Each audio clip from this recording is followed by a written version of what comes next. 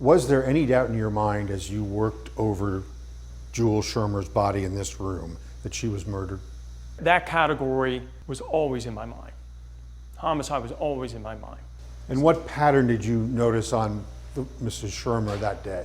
I noticed 2 linear tears to the right side of the head. Do you get fractures in the pattern that you saw on Jules Schirmer from falling downstairs? Ultimately, we concluded no. And the reason why we concluded no is we did an extensive amount of testing. The experts pushed the dummies down the stairs? What we did was we had crash test dummies. We brought them out. Beforehand, we put chalk all over the head.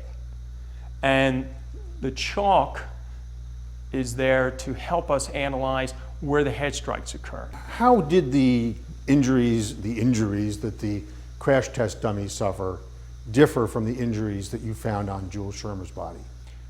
The strikes to the head were in different areas than on Jules Schirmer. There's no evidence of a neck injury. Jules Schirmer did not have any orthopedic injuries to her ribs or pelvis. Ultimately, we concluded she didn't fall down a flight of steps. What do you think happened to her? Well, I believe that she was beaten.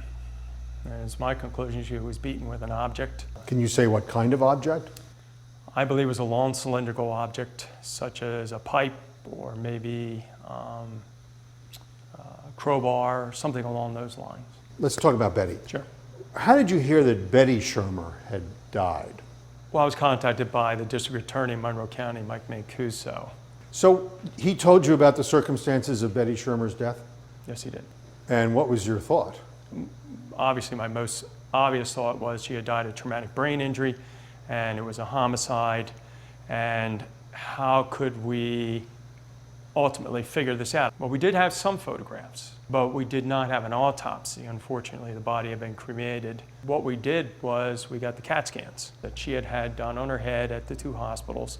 Well, this is an actual 3-dimensional reconstruction of the CAT scan of Betty Schirmer, the right side of her head. And these tears are what we refer to as linear tears, which means they look like lines. And you'll notice that they're on the right side of the head, just like Jules Schirmer. How do you think these injuries were inflicted? I believe that it was due to an object, and the object, I believe, was a long cylindrical object. This sounds like a replay. This sounds like a replay from Jules Schirmer. Deja vu all over again.